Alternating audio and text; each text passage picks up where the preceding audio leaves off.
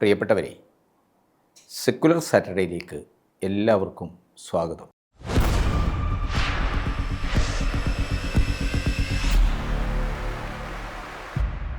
ഈ ശനിയാഴ്ച secular Saturday പരിശോധിക്കുന്നത് അയോധ്യയിലെ വിവാദപരമായ കാണിക്ക കവർച്ചയെ സംബന്ധിച്ചാണ്. ശ്രീരാമൻ്റെ പേരിൽ സംഘപരിവാർ നടത്തിയിട്ടുള്ള ഭീകരമായ പണസമ്പാദനത്തിൻ്റെ കൊള്ളയുടെ കഥകളാണ് ഇപ്പോൾ അയോധ്യയിൽ നിന്ന് പുറത്തു വരുന്നത്. അയോധ്യ നമ്മുടെ ചരിത്രത്തിലെ ഒരു വലിയ അപരാധമാണ്. ഇന്ത്യൻ സമൂഹത്തോടും മതനിരപേക്ഷതയോടും സംഘപരിവാർ ചെയ്ത അപരാധത്തിൻ്റെ പേരാണ് ഇന്ന് അയോധ്യ. നിയമങ്ങൾക്കും ജുഡീഷ്യൽ മൂല്യങ്ങൾക്കും വിരുദ്ധമായിട്ടാണ് ബാബറി മസ്ജിദ് നിലനിന്ന സ്ഥലം സുപ്രീം കോടതി വിധിയുടെ ബലത്തിൽ RSSകാർ അപഹരിച്ചെടുത്ത് അവിടെ RSS തന്നെ നയിക്കുന്ന ശ്രീരാമ ജന്മഭൂമി തീർത്ഥ ട്രസ്റ്റിൻ്റെ മുൻകൈയിൽ ക്ഷേത്രം പണിതത്.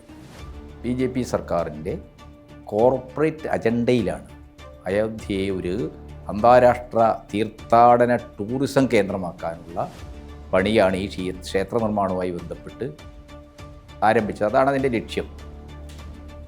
ഇപ്പോൾ അയോധ്യയിൽ നിന്ന് വരുന്ന റിപ്പോർട്ടുകൾ എല്ലാം നമ്മളോട് പറയുന്നത് രാമക്ഷേത്രത്തിൽ ഭക്തർ നൽകുന്ന സംഭാവനയും കാണിക്കയുമെല്ലാം കവർന്ന് ട്രസ്റ്റ് ഭാരവാഹികൾ, ഇവരൊക്കെ RSSൻ്റെ VHPയുടെ സമുന്നത നേതാക്കളാണ്, ഈ റിയൽ എസ്റ്റേറ്റ് ബിസിനസ്സിലും ഷെയർ മാർക്കറ്റിലും ഒക്കെ ഇട്ട് പണം സമ്പാദിക്കുകയാണ്, സമ്പത്ത് വർദ്ധിപ്പിക്കുകയാണ്, ആഡംബര ജീവിതം നയിക്കുകയാണ് എന്നാണ്. അയോധ്യയിലെ ഇപ്പോഴത്തെ സംഭവങ്ങൾ 1930കളിൽ ഒരു ഫാസിസ്റ്റ് വിരുദ്ധ എഴുത്തുകാരൻ രേഖപ്പെടുത്തിയതുപോലെ പണം കിട്ടുമെങ്കിൽ ദൈവത്തെപ്പോലും കൊല്ലാനോ ഇല്ലാതാക്കാനോ കവരാനോ മടിയില്ലാത്തവരാണ് ഫാസിസ്റ്റുകൾ എന്ന കാര്യമാണ് ഓർമ്മപ്പെടുത്തുന്നത്. അയോധ്യയിൽ ശ്രീരാമ ജന്മഭൂമി തീർത്ഥ ട്രസ്റ്റിൻ്റെ മുൻകൈയിൽ പണിത രാമക്ഷേത്രം അതിപ്പോൾ വിവാദമായിരിക്കുന്നത് ഈ കാണിക്ക കൊള്ളയുടെ പേരിലാണ്. കോടിക്കണക്കിന് രൂപയുടെ വെള്ളി സ്വർണ്ണക്കട്ടികളുടെ, അതേപോലെ തന്നെ ശ്രീരാമൻ്റെ രൂപങ്ങൾ, ശ്രീരാമ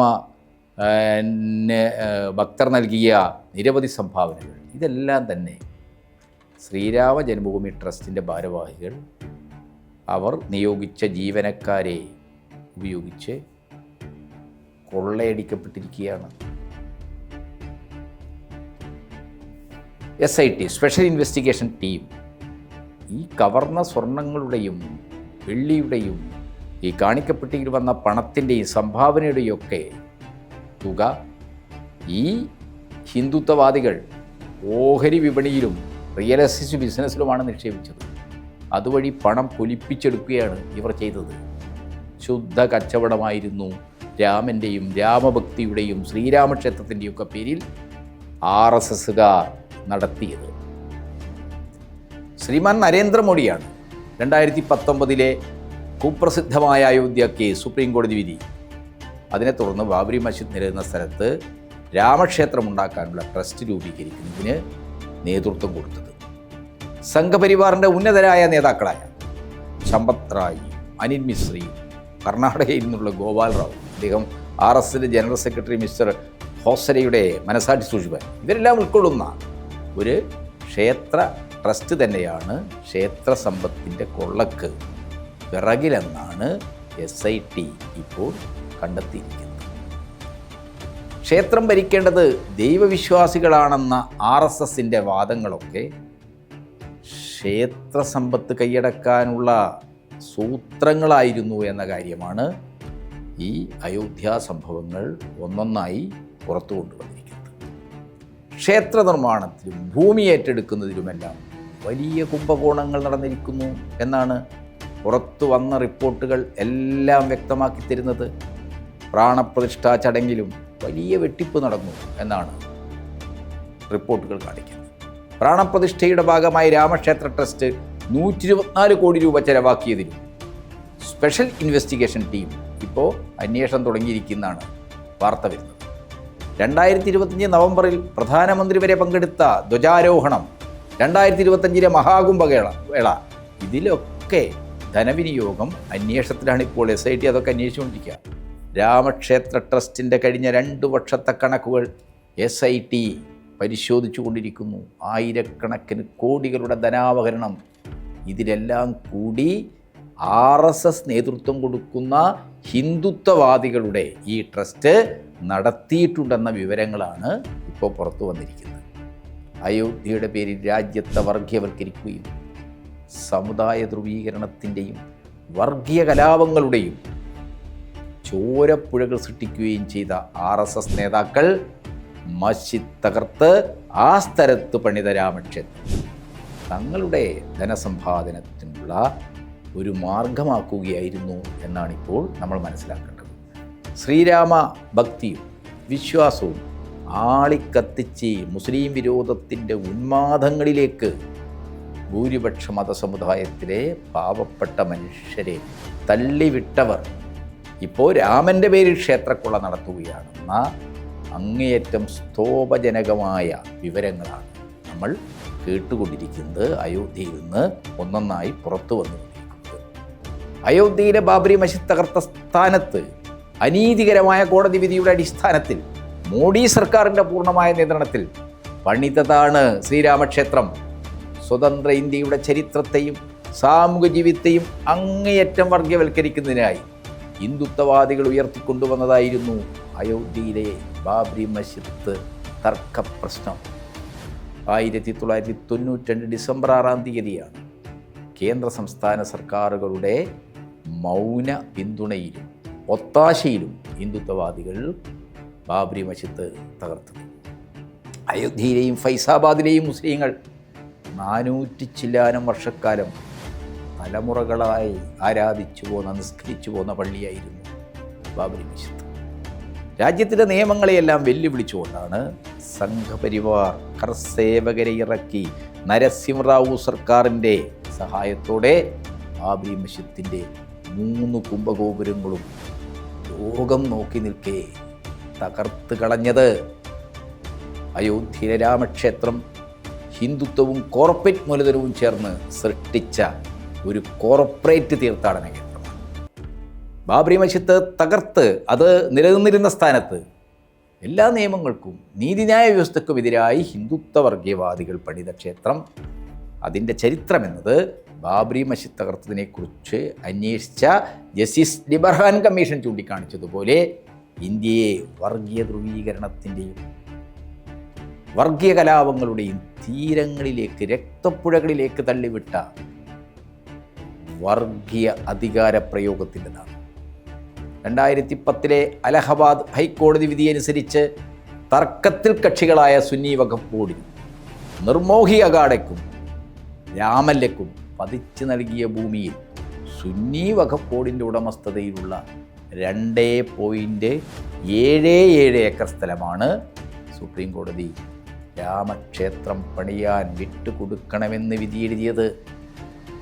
ഉടമസ്ഥത മുസ്ലിങ്ങൾക്കാണെങ്കിലും ഹിന്ദുക്കളുടെ വിശ്വാസം രാമൻ ജനിച്ചത് അവിടെയാണെന്ന കാര്യം പരിഗണിച്ച് ക്ഷേത്ര നിർമ്മാണത്തിന് അനുമതി നൽകണമെന്നാണ് ജസ്റ്റിസ് രഞ്ജൻ ഗൊഗോയി അധ്യക്ഷനായ സുപ്രീം കോടതിയുടെ ബെഞ്ച് വിധിച്ചത്. നഷ്ടപരിഹാരമായ 5 ഏക്കർ ഭൂമി വഖഫ് ബോർഡിന് നൽകണമെന്നും വിധിയിൽ പറഞ്ഞിട്ടുണ്ട്.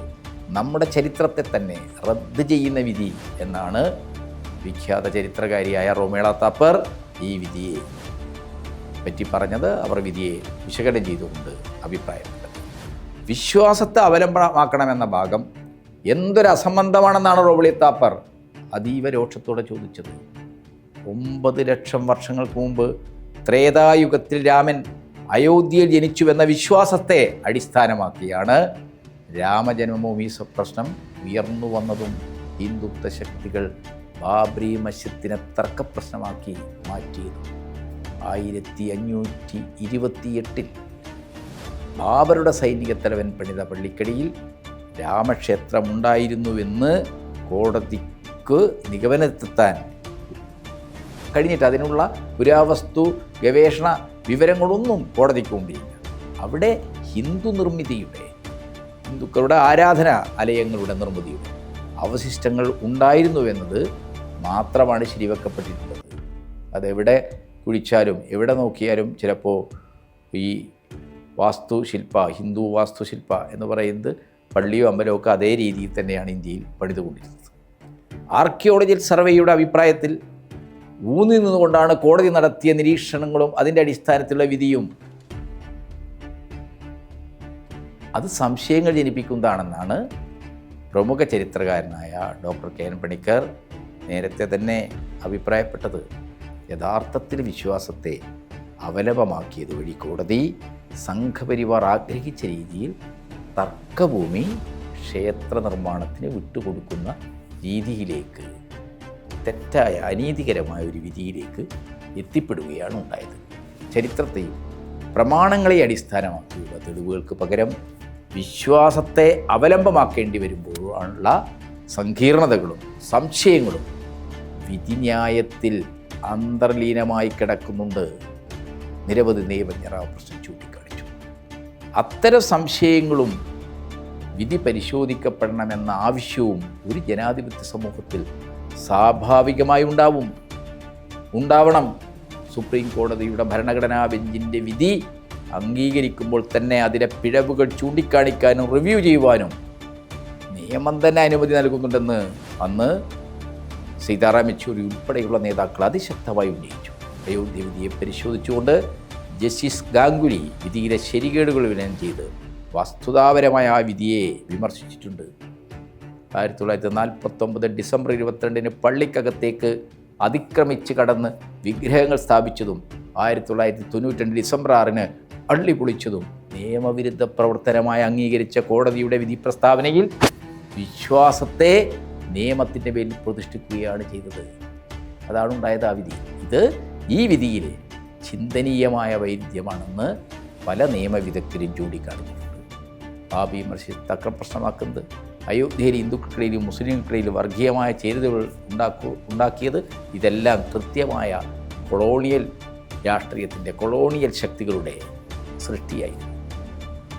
അയോധ്യയിലും മസ്ജിദിനെ കേന്ദ്രമാക്കി വേർതിരിവുകൾ സൃഷ്ടിക്കുകയായിരുന്നു അവരുടെ ലക്ഷ്യം. ഭിന്നിപ്പിക്കുക, ഭരിക്കുക എന്ന കൊളോണിയൽ തന്ത്രത്തിൻ്റെ ഭാഗമായി ബാബർ പള്ളി പണിത് 3 നൂറ്റാണ്ടിന് ശേഷമാണ് 1850 അയോധ്യയിൽ ഹിന്ദു മുസ്ലിം സംഘർഷമുണ്ടാകുന്നത്.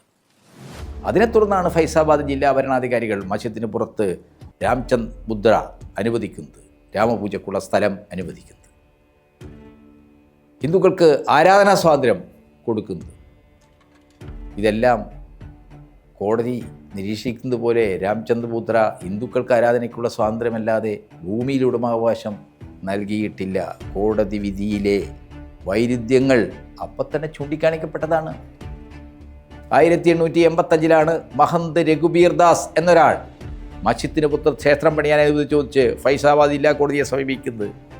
കോടതി അദ്ദേഹത്തിൻ്റെ ഹർജി തള്ളുകയാണ് ഉണ്ടായത്. അദ്ദേഹത്തെ കൊണ്ടത് ചെയ്യിപ്പിച്ച് ഫൈസാബാദിലെ ബ്രിട്ടീഷ് കലക്ടറായിരുന്നു. 1949 വരെ ഈ സ്ഥിതി തുടർന്നു.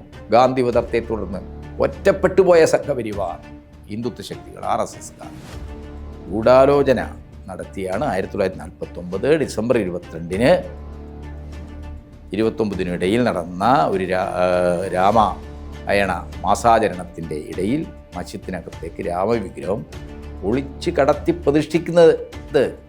ഹിന്ദു മഹാസഭയുടെ നേതൃത്വത്തിൽ രാമചരിത് മാനസ് എന്ന പേരിൽ 9 ദിവസമായി നടന്ന അഖണ്ഡ നാമാചരണത്തിൻ്റെ സമാപന ദിവസമായിരുന്നു ഈ അതിക്രമിച്ച് കയറൽ, ഈ അതിക്രമം നടന്നത്. അതായത് അഖില ഭാരതീയ രാമായണ മഹാസഭ നടത്തുന്നതിൻ്റെ തുടർച്ചയിലാണ് പള്ളിയിൽ അതിക്രമിച്ച് കടന്ന് വിഗ്രഹങ്ങൾ സ്ഥാപിച്ചത്.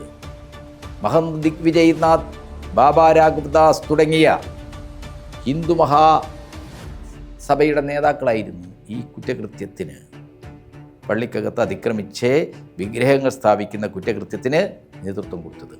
എന്നിട്ടവർ രാമവിഗ്രഹം പള്ളിക്കകത്ത് സ്വയംഭൂവായതാണെന്ന് പ്രചരണം നടത്തി. സുന്നി വഖഫ് ബോർഡും അക്കാലത്ത് ഫൈസാബാദ് മഠത്തെ പ്രതികരിച്ചിരുന്ന ആചാര്യ നരേന്ദ്രദേവും ഈ കടന്നുകയറ്റത്തിൽ ശക്തമായി പ്രതിഷേധിച്ചു. കോൺഗ്രസിൻ്റെ ഫൈസാബാദ് ഡിസ്ട്രിക്ട് സെക്രട്ടറി ആയിരുന്ന ബ്രഹ്മചാരി ഉൾപ്പെടെയുള്ള നേതാക്കൾ ഹിന്ദു മഹാസഭയുടെ ഈ അതിക്രമിച്ച കയറ്റത്തിന്, ഈ കടന്നു കയറ്റത്തിന് രംഗത്ത് വന്നു. എന്നാൽ UP മുഖ്യമന്ത്രി ഗോവിന്ദ് വല്ലഭ് പന്ത്, മറ്റ് കോൺഗ്രസ് നേതാക്കൾ ഇവരെല്ലാം ഹിന്ദു മഹാസഭയോടൊപ്പം ചേർന്ന് മസ്ജിദിനകത്ത് വിഗ്രഹം സ്ഥാപിച്ചതിനെ ന്യായീകരിക്കുകയാണ് ചെയ്തത്. പള്ളി അങ്ങനെയാണ് തർക്കഭൂമിയായി കൂട്ടിയിട്ടത്. കൂടുതൽ വിശദാംശങ്ങളിലേക്ക് പോകുന്നില്ല. നെഹ്റുവിനെ പോലും ധിക്കരിച്ചുകൊണ്ടാണ് അവിടെ ഈ വിഗ്രഹങ്ങൾ സ്ഥാപിച്ച് അത് തർക്കപ്രശ്നമാക്കി പൂട്ടിയിട്ടത് ഗോവിന്ദ് വല്ലഭ് പന്ത്. പക്ഷേ 1986 പന്ത് പൂട്ടിയിട്ട പള്ളി തുറന്നു കൊടുക്കാൻ, ഹിന്ദുക്കൾക്ക് തുറന്നു കൊടുക്കാൻ രാജീവ് ഗാന്ധി പ്രധാനമന്ത്രിയായിരിക്കുന്ന സമയത്താണ് വിജ്ഞാപനമുണ്ടായത്. 89 ഈ ബാബറി മസ്ജിദിൻ്റെ 3 കുംഭഗോപുരങ്ങളും നിൽക്കുന്ന സ്ഥലത്തെ കേന്ദ്രമാക്കി ക്ഷേത്രത്തിന് ശിലാന്യാസം നടത്താൻ അനുമതി കൊടുത്തതും രാജീവ് ഗാന്ധി പ്രധാനമന്ത്രിയായിരിക്കുന്ന കാലത്താണ്. 92 നരസിംഹറാവുവിൻ്റെ അനുവാദത്തോടു കൂടിയാണ്, മൗനസമ്മതത്തോടു കൂടിയാണ് പള്ളി പൊളിച്ചത്. അവിടെയാണ് ഇപ്പോൾ രാജ്യത്തിൻ്റെ മതനിരപേക്ഷ മനസ്സാക്ഷിയെ ചവിട്ടിമെതിച്ചുകൊണ്ട് രാമക്ഷേത്രം നിർമ്മിച്ച് ഉയർത്തിയത്. ആ രാമക്ഷേത്രത്തിലാണ് ഇപ്പോൾ ശ്രീരാമസേവയുടെ പേരിൽ ആയിരക്കണക്കിന് കോടിയുടെ കുംഭകോണങ്ങൾ നടന്നിരിക്കുന്നത്. ഭക്തർ രാമക്ഷേത്രത്തിൽ സംഭാവനയായി, കാണിക്കയായി സമർപ്പിച്ച എല്ലാ വെള്ളി സ്വർണ്ണക്കട്ടികളും പണവുമെല്ലാം കൊള്ളയടിച്ചിരിക്കുന്നു. ഇതാണ് ഇപ്പോൾ രാജ്യം ചർച്ച ചെയ്യുന്നത്.